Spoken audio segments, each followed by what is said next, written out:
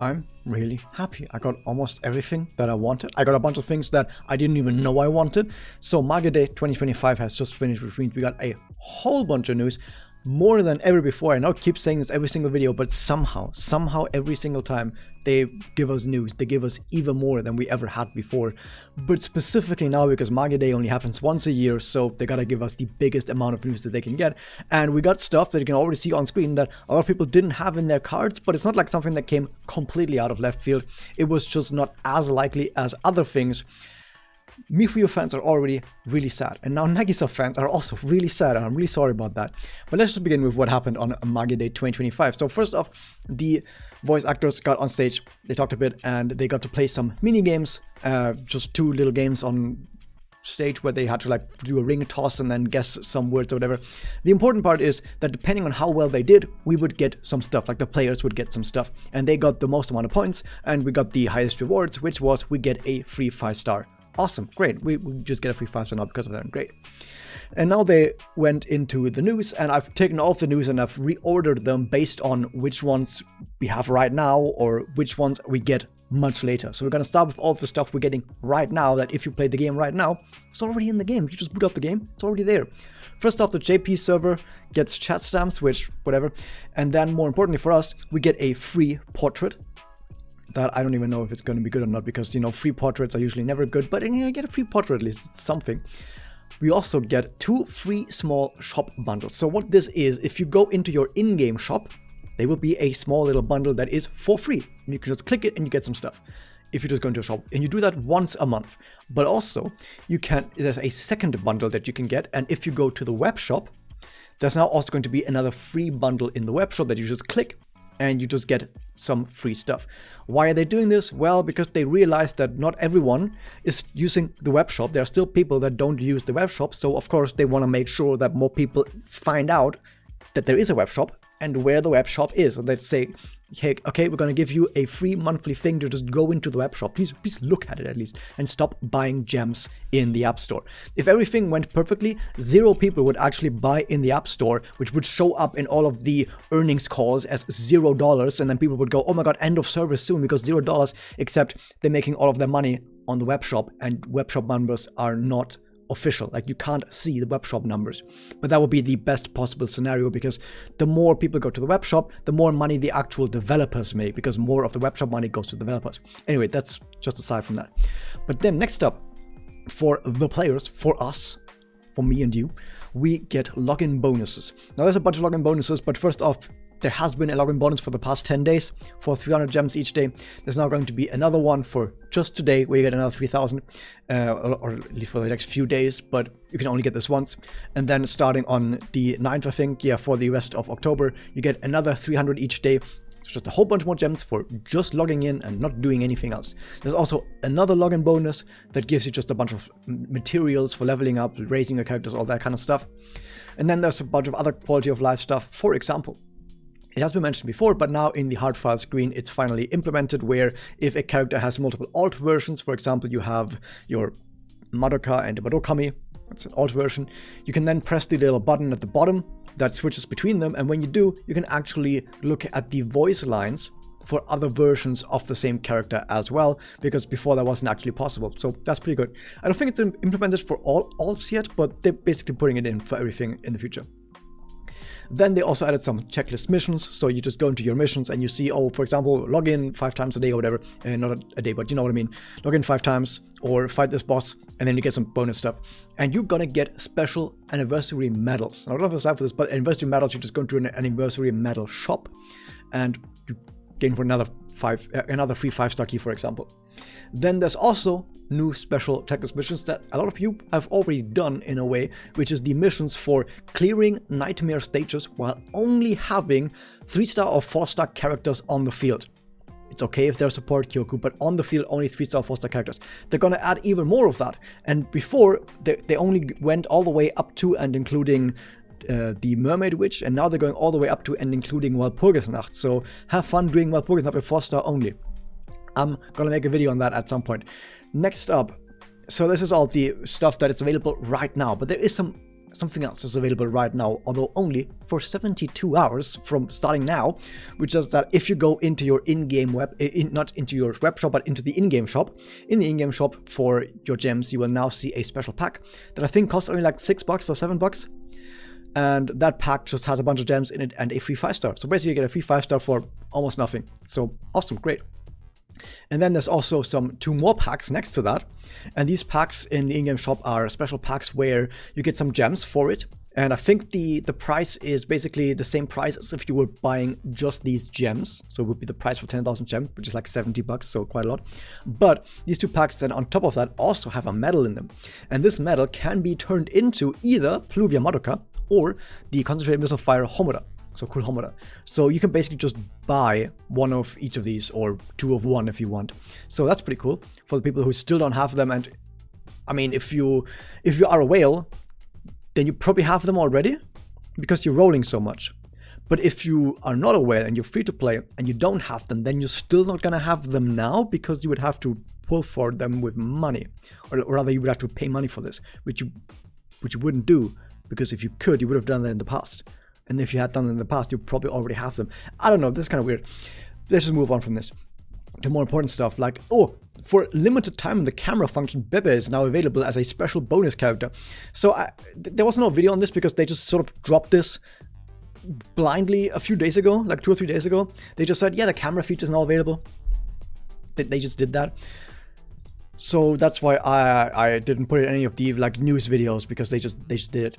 So yeah, the new camera function has already been in the game, which sadly is only available on mobile. Because on mobile you have the camera. Theoretically, of course, on PC you also have a camera if you have a webcam, but they're not hooking into that, so you cannot do that.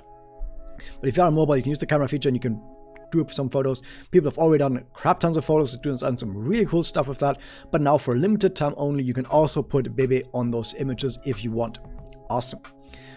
Next up, and this is something that, yeah, a lot of people have, like I said, not really had on their radar as what could be coming next, but it wasn't something that was entirely unreasonable either, right? It just wasn't likely. The reason why I said this is because it looked like Nagisa was going to be next. Nagisa just appeared in Scene 0, and the Nagisa voice actor was one of the voice actors that appeared on stage during this event. So you would think that with them seemingly pushing Nagisa right now, and Bebe just appearing because Bebe also appeared, certainly that means Nagisa next, right? Right? And if Nagisa is next would mean Rebellion, right? Or they give us Shiny Nagisa from Scene 0. What people didn't think is that we didn't get Shiny Nagisa, and we didn't get Rebellion Nagisa either, and in fact we didn't get Nagisa at all. And now Nagisa voice actor was on stage being like, I don't know why I'm here. why am I even here? I don't know.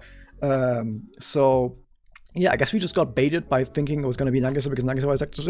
Usually in the past, when they have a voice actor on stage for a character that isn't released yet, that character gets released. Like, I think it has been that way every single time a voice actor for an unreleased character was on stage. I think that was the first time that this wasn't the case. So you can't really blame us for thinking Nagisa was going to be next. It would have made sense too.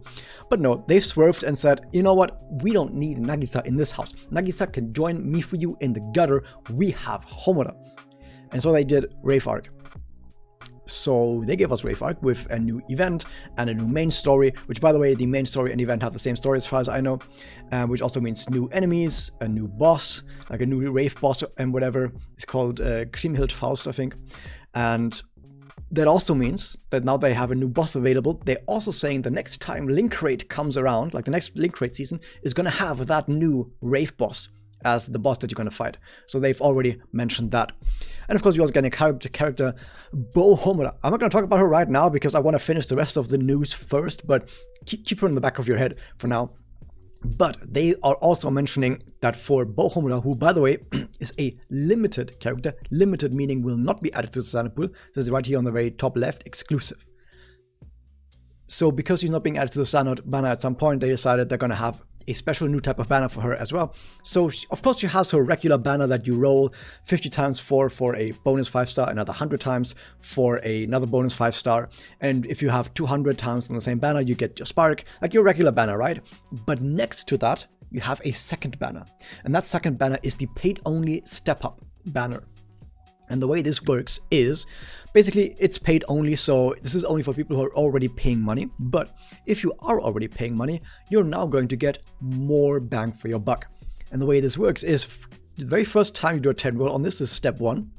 You basically do a regular 10 roll, but it costs only half of the gems that it otherwise would, right? Because this is like 1,500, like half that it usually would cost. Then after you've done step 1, the next time you do a 10 roll, it's step 2. And for step 2, this 10 draw will cost only 2,000 out of 3,000, right? But now for this 10 roll only, the 5-star draw rate is 5% instead of 3%. So it's a better 10 roll. Awesome. And then for step 3, it goes one step further. We say, okay, now it costs full price, but you have both the 5% draw rate for this 10 roll, and this 10 roll is guaranteed to have at least one 5-star Kyoku in it. And they also mentioned that the rate up character will, I think, not only be, or no, I think either the rate up is split between these 3 characters you see on screen right here, or Homura is rate up, but also they put Ui and Sakurako in the spook pool because they're not in the standard pool yet. They get added to the standard pool at the end of next month, so maybe they decided they're going to add it to the spook pool for this ban already. I'm not quite sure exactly how that works, but theoretically you can get them as well. If you get unlucky and you didn't get Homura, then maybe you can get either of these 2 or something like that. On top of all of that, they also said that everyone who plays the game, you just, I think it's either a login bonus or a basic checklist mission or something like that, where you get free 10 special keys. So you've seen these keys before. I think it was on the Magia's banner, where it's a key with like a little tag on it that can only be used on a specific banner. In this case, it's 10 keys specifically for the Bow Homura banner. So everyone, even if you're not planning on rolling for her, you're still getting 10 free rolls on her banner. And if you get lucky, maybe you already get her. I think someone already got her from the keys on the Discord or whatever, who didn't even plan on rolling for her, and they have her now. Awesome. Next up, what do we have? Well, here's stuff that happens after today's reset, which depending on when you watch this video might already be past, but I'm recording this before today's reset. By the way, I'm streaming in 2 hours from now, by the time of me recording this. By the time you're watching this, maybe 1 hour from now. And also, remember to subscribe and become a member. Okay, now here's the free 10 draw fate weave that you're gonna get, where starting from today's reset, when you log in, you're now going to be told you have a free 10 roll waiting for you, and you can do a free 10 roll for 10 days. As you can see, I think it's the standard banner that you roll from. So for a grand total of 10 days, it's a grand total of 100 draws that you get characters from. And since the 5-star rate is like 3%, you're probably going to get on average about 3 new 5-star characters from the standard pool, which pretty darn good. You know, just for free, you just get that. Also, after today's reset, there will be a new referral campaign where you can basically invite someone else to play etc. that isn't playing etc. yet. And if they start playing the game, you get a referral bonus.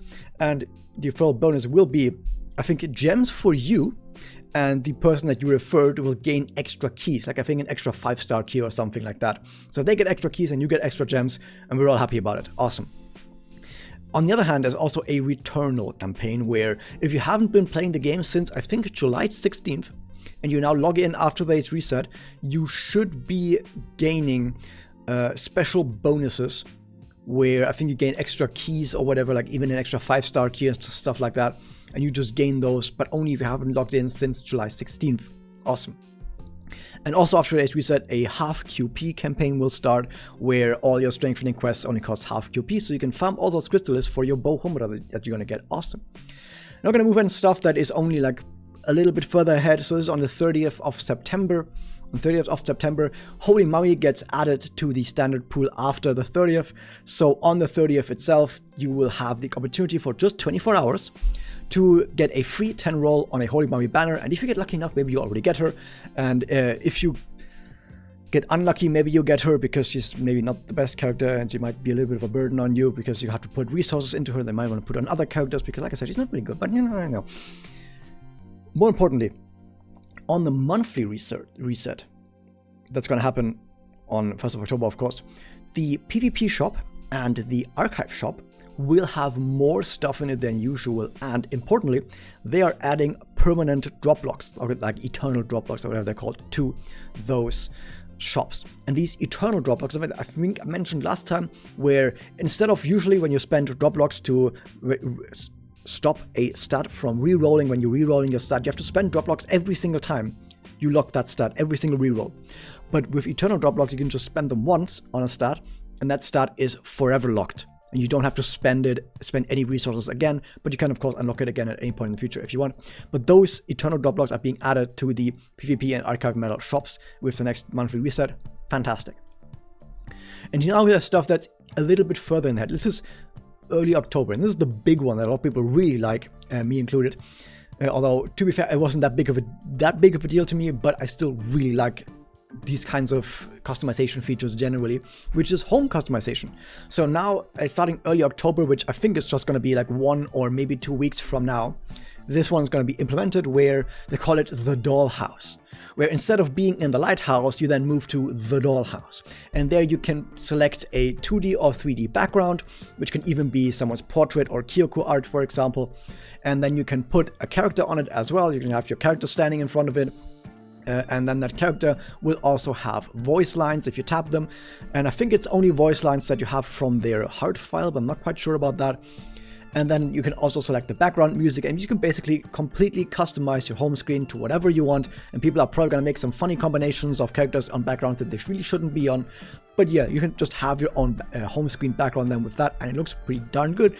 Already looks better than the one from Magia Record by a lot. Like a lot of people are saying sometimes, are like, oh, this feature is something that Magia Record had, but we don't have it, right?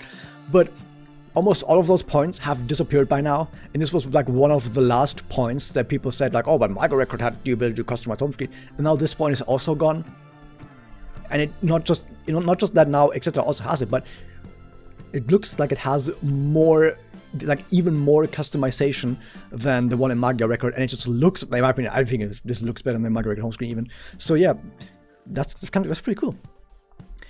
What else do we have? Well, also in early October, there's going to be a new tower with 5 more floors, the usual stuff. Also, on 3rd of October, which by the way is a national holiday where I live, there's also Madoka's birthday, and that's a national holiday. And that means we're just going to get another login story, maybe some login bonuses for that day, stuff like that, I don't know. Then on mid-October, here's something very interesting that I didn't even know about until today. So you know that there were 2 Madoka Magica movies that basically went and summarized the first 8 episodes of the anime and then the last 4 episodes of the anime, right? There was like condensed versions and also extended versions of those scenes and those story beats in those movies. Well, now they've taken those 2 movies, I think it was called Beginning Story and Eternal Story, and they've turned them back into anime episodes. So now they have the TV edition of the movies, which is just the same episodes, but they have like movie editions now. I don't know why they did that, but I think I find it kind of funny that was anime into movie back into anime. But this one starts airing mid-October in Japan, and they are saying that while this thing runs, and it seems like every single week, like every day that one of these episodes airs, you gain a free 10 pull. And I think there's also going to be maybe a special gacha specifically for characters that appear in the episode, maybe something like that. I'm not quite sure about that. But specifically, the free 10 draw Fate Weave is going to happen every week whenever one of these episodes air. As someone who's watched both the original anime and the movies, I don't think there's going to be a single reason for anyone like that to actually watch these, because they seem to just be the same content again, just presented differently. But yeah, free 10 rolls, we're not going to say no to free 10 rolls. And now here comes the big one. You didn't think that there was going to be the biggest news of the entire day. Is going to be the very last tab that I have open. It's the biggest news, for me at least, maybe not for everyone, because it has been mentioned before that in Etc. it would be possible, because of the framework of the story, to not just retell stories, but also create new stories, which is why we've gotten some events of completely new stories. In fact, most events we've gotten have been entirely new events that didn't actually happen in any of the Magia Record stories, for example. Like all of the Magia Record stories that we got of the Magia Record events were not actually pre-existing stories. They were actually all new stories. And they put that and made it even bigger. They said, what if it's not just an event? Maybe what if it's an entire main story that is entirely original, with entirely original characters. And we're gonna call it Magia Record Crescent Memoria. So yeah, this is a new main story, basically based in the universe of Magia Record with new characters. And yeah, they've basically gone all the way now. So now people can't complain anymore that etc. doesn't have its own content. Because not only do we already have like original event stories, now we have like original main story as well with this. So this is the first new character, which is called Sumire. And then we have another character right here, which is called Huka. So we have, once again, as is tradition in Magical Girl stories and generally stories with two female characters that may be in love with each other, is that one is pink, the other is goth. It always holds. It always holds. So the pink girl right here, they told us some basic characterizations for these, but that doesn't really matter right now. The important part is that they are going to arrive in late October, although we don't know if they're also going to arrive with gachas for them. But at least the story will start in late October. And I assume that was going to be the next 1, 2, 3 or whatever main story windows that we're going to be seeing with these characters. And apparently the story itself plays before the events of Magia Record Arc 1 and is centered around the old Team Mikazuki. So if you know the original Team Mikazuki, then you kind of know which of the characters are involved in that. Like Momoko, for example, and Mel, for example, are involved in that, and Kanae. So those are going to be in there. I don't know what that means for these characters, because some people have already speculated that if these characters are going to be, you know, interacting with Magia Record characters, but we haven't seen them in Magia Record, does that mean they're dead? But I've also seen someone mention that apparently somewhere in this trailer they mentioned like a different city or something. So maybe they just go to a different city, or they are from a different city. So who knows? So that doesn't really mean anything. We could be seeing an entirely new cast of characters, maybe even other new characters that are going to get added to the game as playable characters from whatever Toyotsuda City is. So we don't know. There's a lot of things that are possible here, and we can go into completely different territories. But yeah, our entirely new original story, etc. original, and a lot of people are going to be really happy about that. Like I said earlier, late October, that is, late October. But now let's actually circle back to the Bow Homura. So Bow Homura is right here, and we can see what she does. She's a void attacker. I'm not going to go over this once again very quickly, probably even quicker than usual, and I know I say this every time. So the thing about void attacker Bow Homura is that she has a new system. It's called the Sigil system, where she uses her skill, which does proximity damage, so it damages the center target and the 2 targets next to that target. And to all 3 of those targets that were hit, it applies a new debuff called Sigil. And it works the following way. First off, this debuff can't be removed, so if enemies use debuff removal, it doesn't get removed. But if an enemy has the Sigil debuff on them, they can accumulate a Sigil count. And the Sigil count keeps going up whenever that enemy gets hit by a direct attack. Meaning, normal attack, battle skill, or special. Follow-ups and counters don't count. But any direct attack, like the ones I mentioned, like normal attack, battle skill, or special attack, will increase the Sigil counter on that enemy. And you see it starts at like 1, I think, and then depending on how many times they get hit by other characters or by Homura herself, that number ticks all the way up and up and up to about 20 that can be on each enemy afflicted with Sigil. And you can see usually everyone's of these attacks increase the Sigil count by 1. And like I said, it can't be removed by debuff removal effects, and you can only have 1 Sigil count on 1 character. So it's like not that one character can have multiple of these Sigil counts on them, that would be weird. Anyway, what does this Sigil count actually do? Well, it activates special bonuses for Bow Homura for her skill and for her special attack. So a skill, like I said, is a proximity damage. It also increases her own damage dealt for 2 turns. But on top of that, if all enemy Sigils combined in total have 9 or more, she will also give herself 10 extra MP. Awesome, great. Which she needs because she has 150 MP cost, which is a lot. And she will also gain herself 10% action order advance, which is pretty good. But it then also removes 2 of all Sigil counts from all enemies. And then her special, which is pretty darn good, is also proximity damage. It removes a buff from all enemies that hit. It then gives her another damage buff to her next skill that she uses afterwards. And more importantly, when the combined number of all enemy Sigils is 15 or higher, she will also give herself an extra action, which is not the same. Like people have been saying, oh, this is the same as regular cool Homura. No, regular cool Homura gives herself another turn, right? Which means that buff timers, for example, tick down. But no, this is an extra action, which means that buff timers don't tick down, and she just takes an extra immediate action right after that. So it's better for your buffs if it's an extra action instead of a turn. And she also gains 1 XP, so you're guaranteed to be able to use your skill on that turn. So if you use the special, you have all those sigils, and then you can immediately use a skill right after that, which means that every single special attack is not just a special attack, it's a special attack plus skill. Every single time. If you play the fight correctly, because if you play the fight correctly, you should have that many sigils every single time. It also decreases all enemy sigils by 3, so you can already tell how she plays. But before I go on about that, let's talk about the ability as well. She starts the battle really quickly at 6% extra advance, and that's because you need her to use the skill so that enemies can even have sigils on them. So she gives herself an immediate action or advance, so she can immediately give everyone a sigil on the enemy team. That's good. And then you can also see that there's a mechanic where if someone with a sigil is defeated, it then adds more sigils to the other enemies, so that basically you're not punished for defeating too many enemies too quickly with sigils on them, right? And it also mentions that every time you damage someone with sigil, with Homura herself, she also gains a stacking bonus to crit damage and crit rate. So she has 25% extra crit damage and 25% extra crit rate after 5 turns. So that's pretty darn good. So yeah, pretty darn nice. The support ability, I gotta mention, interesting. Increases spell skill damage, blah, and then speed by 15. Not 15%, 15. That's interesting. We've never seen this before. Is this good? I don't know. Could be really good. I don't actually know. It needs to be labbed out. But yeah, sounds pretty interesting. And also something I need to mention. Yeah, the A2 is pretty good. It gives her bonus effects, especially when she has a bunch of sigils on enemies.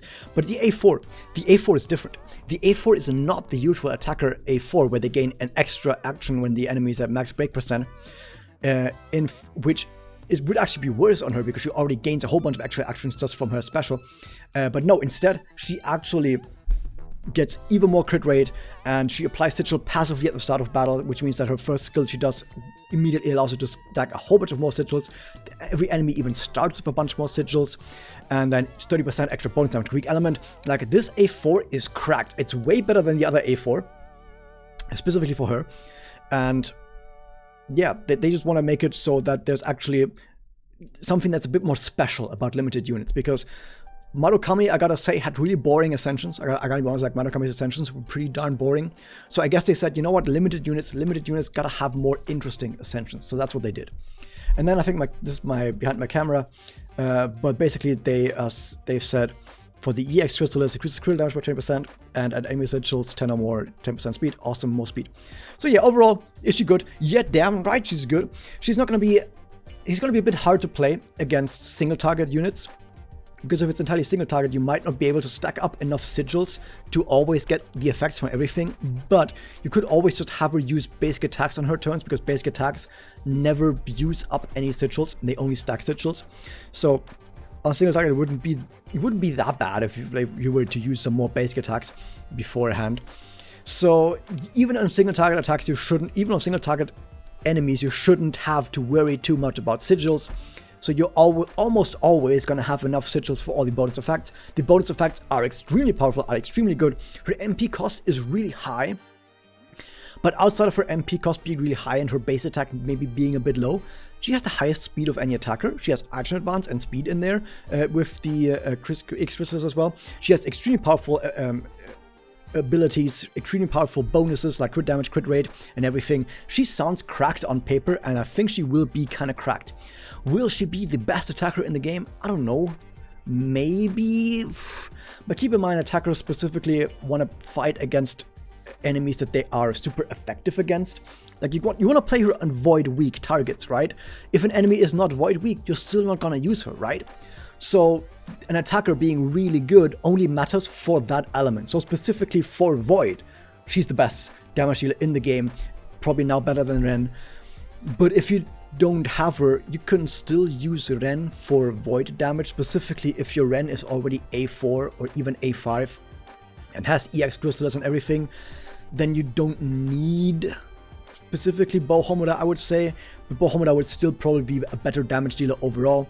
That said, if you have an A5 Ren and you want to do even more damage to Void, just play both of them, Because Ren is such an incredible both damage dealer and debuffer, that Ren is going to hypercharge not just her own damage, but also both Homura's damage gets hypercharged by all of her debuffs. It's like a really good way of playing both together. And like I said, if you play both of them together, they're both going to do really high damage too. So yeah, sounds like a pretty good way of getting more out of the situation. That means that either if you have Ren, you can either not roll for her and use Ren as your damage dealer against Void, or you use your Homura, your bow Homura, and then you have 2 damage dealers against Void that you can actually both play together. Which means that Void enemies are really fucking scared right now whenever they are on field.